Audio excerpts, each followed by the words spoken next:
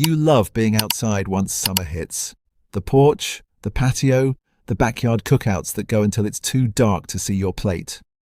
But the second the sun starts going down, the mosquitoes show up, and suddenly you're slapping your arms instead of relaxing. Most people reach for a spray can full of chemicals they can't pronounce, and if that's you, I get it, but there's a better way. Certain herbs contain oils that genuinely repel mosquitoes, no synthetic chemicals required. Before we get into it, if you're the kind of gardener who'd rather grow your own solution than buy another can of chemicals, hit that subscribe button now, because this channel is built for exactly that. Alright, here are 7 herbs worth growing in your own yard. But before you run out and buy a tray of seedlings, there's one thing you need to know, because it's the difference between this actually working for you and wasting a whole season wondering why it didn't. Just having these plants sitting in the ground isn't enough on its own. The oils have to be released, and I'll show you exactly how to do that with each one. Let's start with the one that changed my whole backyard routine, lemon balm. Lemon balm, or Melissa officinalis if you want the botanical name, is part of the mint family, and you can tell the moment you crush a leaf between your fingers. That bright citrusy smell isn't just pleasant, it's doing chemical work. The oil inside those leaves contains citronella, the same compound family that gives citronella its bug-repelling reputation, and when you bruise or crush the foliage and rub it on exposed skin, it measurably cuts down on mosquito landings. I learned this the hard way after weeks of just letting the plants sit in a pot near my grill, wondering why the bugs didn't care even though I could smell that lemony scent every time the wind shifted. Nothing happened until I started actually tearing off a few leaves before I sat outside, crushing them in my palm and running them over my arms and the back of my neck. That's when I noticed a real difference, the kind where I could sit through an entire meal without swatting at anything. Here's the part people get wrong with lemon balm, and I got wrong too. It spreads like crazy. It's a perennial, it comes back reliably even through cold winters, and it will happily take over a garden bed if you let it. I made that mistake my first year and spent an entire spring pulling runners out of my strawberry patch, cursing myself for planting it straight in the ground without thinking that far ahead. If you want lemon balm for its bug-fighting oils without the invasion, grow it in a container on your patio where you can reach it easily whenever you need a fresh handful. It wants full sun to partial shade and soil that drains well, and honestly, it barely needs babying once it's established. It'll tolerate a mist watering here and there, bounce back from a light frost, and keep producing new leaves practically all season without any fertilizer beyond what's already in a decent potting mix. Keep a pot of it within arm's reach of your favorite outdoor chair, and you've got a repellent that costs nothing and refills itself all season, ready the moment you need to tear off a leaf and get to work. Now let's talk about the plant most people already associate with mosquito control, even if they don't fully understand why: citronella grass. This is a tall, clumping grass, and I want to clear up some confusion right away because there are 2 completely different plants sold under similar names, and this mix-up trips up more gardeners than almost anything else on this list. What you want is citronella grass, sometimes labelled Cymbopogon nardus or Cymbopogon winterianus, a true relative of culinary lemongrass. What you do not want, if repelling mosquitoes is your goal, is the potted citronella plant often sold at garden centres, which is actually a scented geranium bred to smell citrusy. It smells the part, sure, but research has shown its oil doesn't carry the same repelling punch as the real grass. I bought one of those geranium imposters years ago before I knew better, stuck it proudly on my porch rail, and wondered for 2 summers why it wasn't pulling its weight, blaming myself instead of the mislabeled plant tag. The real citronella grass is where nearly all commercial mosquito candles and torches get their oil from, and that tells you something important. The plant growing in the ground isn't releasing much of that oil into the air on its own. You have to process it, usually through crushing and extracting, to get the concentrated effect you smell in a store-bought candle. That said, growing your own gives you a renewable supply of leaf material you can crush and rub directly onto skin in a pinch, and it makes a genuinely striking ornamental grass, growing into thick clumps 3 to 6 feet tall, with narrow arching blades that catch the wind and sway like a miniature fountain in the corner of a yard.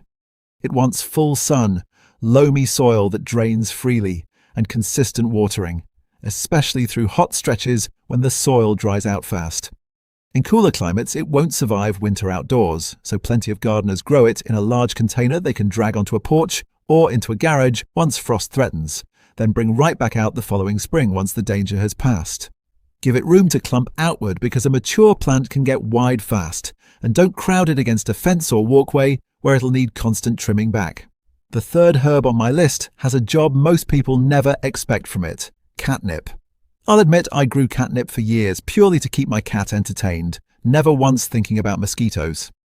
Then I read through some of the research on its essential oil, specifically a compound called nepetalactone, and it turns out that concentrated oil extracted from catnip leaves outperforms many synthetic repellents at keeping certain mosquito species away, sometimes for several hours, even in very small concentrations.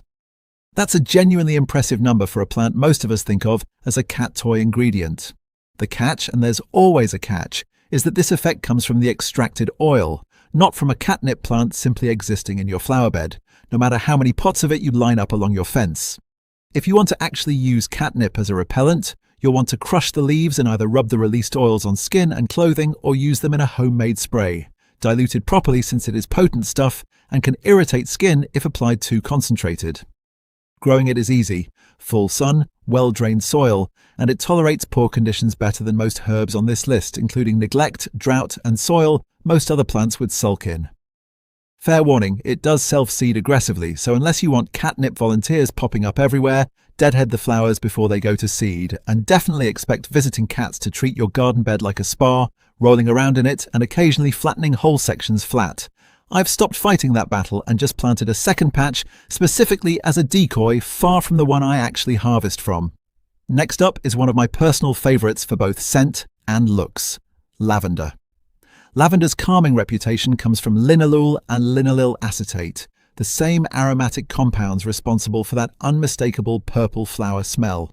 And these compounds have shown real effectiveness against a whole range of pests, not just mosquitoes but fleas, flies, and moths too. I keep several lavender plants lining the path to my back gate, partly because I love walking past them, partly because brushing against the foliage releases just enough oil into the air to make a small difference, and partly because I keep a bundle of dried lavender by my back door that I can crush and rub on my wrists and ankles before I sit outside in the evening. Lavender thrives in conditions that would kill off fussier plants. It actually prefers poor, rocky, well-drained soil and full sun, so if you've got a dry, sunny corner where nothing else wants to grow, that's exactly where lavender will be happiest. Overwatering and heavy, wet soil are what kill lavender, not neglect, so resist the urge to baby it with a daily hose down. Once it's established, it's remarkably drought-tolerant, shrugging off entire weeks without rain, and a mature plant will give you armfuls of flower stems to dry and use all season long. I cut mine back hard after the first flush of blooms fades, which encourages a second round later in summer and keeps the plant from getting woody and sparse in the middle. If you're building this mosquito-fighting corner of your garden, lavender earns its place as much for its usefulness as for how good your whole yard will smell every time a breeze moves through it. The fifth herb might be the most versatile one on this list because you probably already have it in your kitchen: thyme. Thyme's oil, largely made up of a compound called thymol, does something the others on this list mostly can't. It works especially well when the dried plant material is burned rather than just crushed onto skin. Studies on burning dried thyme have found it can drive off a striking percentage of mosquitoes in an enclosed test area, with the effect lasting well over an hour. That means a small metal dish with a few sprigs of dried thyme smouldering on your patio table can do real, measurable work while you enjoy dinner outside, on top of the more familiar method of crushing fresh thyme and rubbing the oils onto your skin before heading out. Creeping thyme and common upright thyme both work for this purpose, and both are wonderfully low maintenance. Give thyme full sun and sandy or loamy soil that drains well, and it will reward you with dense, fragrant growth without asking for much water once it's settled in, actually resenting soil that stays soggy for too long. I grow a patch of common thyme right at the edge of my patio, close enough that I brush past it constantly, releasing that oil into the air with basically zero effort on my part, and I keep a small bundle drying upside down in my kitchen specifically, so I always have material ready to burn on buggy evenings. A small terracotta dish, a few dried sprigs, and a lighter is all it takes to turn a mosquito-heavy dinner outside into a comfortable one. Sixth is a plant that pulls double duty as both a pollinator magnet and a mosquito deterrent, which is a rare combination: bee balm. Also called monarda, Bee balm is one of the few plants on this list that seems to offer some benefit simply by growing in your yard rather than needing to be crushed or burned first. Its aromatic leaves release oils into the surrounding air on their own, particularly on warm days. And while that passive effect is milder than what you get from actively applying crushed leaves, it still means bee balm is doing quiet work, even when you're not tending it. On top of that, its brilliant red, pink, or purple blooms draw in bees, butterflies, and hummingbirds all summer, and both the flowers and leaves are edible, often used to brew a fragrant tea. Bee balm wants full to partial sun and rich, consistently moist soil, and it will spread over time to form generous clumps, so give it room or plan to divide it every few years once the center starts to thin out. It's also prone to powdery mildew in humid climates, so plant it with decent airflow between clumps rather than crowding it against a fence or wall. I planted mine along the sunnier edge of my vegetable garden specifically because it draws in pollinators that help my tomatoes and squash set fruit, and the mosquito-deterring bonus felt like something extra I didn't even ask for. If you've got a spot that stays a little moist and gets decent sun, bee balm might be the lowest effort plant on this entire list, quietly doing its job in the background while you focus on everything else in the garden. And finally, the herb I want to leave you with, one that's probably already growing somewhere in your yard for cooking. Sage. Sage's fuzzy, silvery green leaves are packed with aromatic compounds that make it a kitchen staple, but those same oils have shown real repelling properties against mosquitoes once extracted from the leaf rather than left untouched on the plant. Like thyme, sage also performs well when burned, and dried sage bundles thrown onto a small fire or smouldering dish can boost the bug-repelling effect of smoke noticeably, giving you a 2-for-1 approach. Crush fresh leaves for a direct application on skin, or burn dried bundles for a more passive, ambient effect across your whole patio. Sage is remarkably forgiving to grow.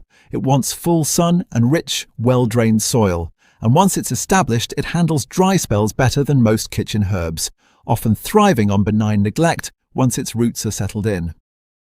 The biggest mistake I see people make with sage is overwatering it or planting it somewhere shaded and damp, which tends to rot the roots before the plant ever gets a chance to bush out properly. I keep a big pot of sage right by my back door, both because I use it constantly in the kitchen and because it means I've always got fresh leaves within reach, the moment the evening bugs start showing up. Between cooking with it and burning the dried stems on mosquito-heavy nights, it's earned a permanent spot in my garden, and it's usually the last herb still looking good when everything else has gone leggy by late summer. So here's what I want you to take away from all this. None of these 7 herbs are magic.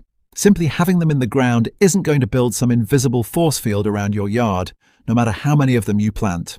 What actually works is using them the way their chemistry intends, crushing lemon balm, citronella grass, catnip, lavender, thyme, and sage to release their oils directly onto your skin or clothing, or burning the dried leaves of thyme and sage to send that protection into the air around you. Bee balm is the one exception that offers a little help just by growing, which makes it worth planting even if you never touch a single leaf.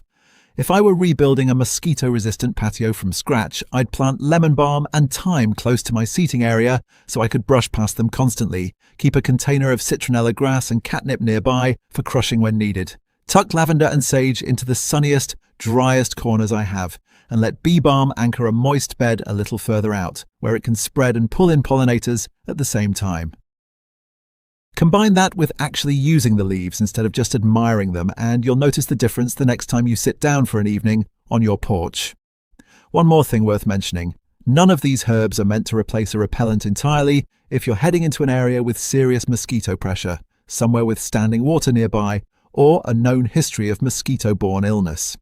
Think of them as a strong, chemical-free first layer of defense for ordinary backyard evenings, not a total shield. Pair them with the basics too, since none of this works as well if you're still leaving a kiddie pool of stagnant water sitting by the fence or letting your gutters clog and pool water after every rain. Mosquitoes need still water to breed, and cutting off their nurseries does more for your yard long-term than any single plant on this list.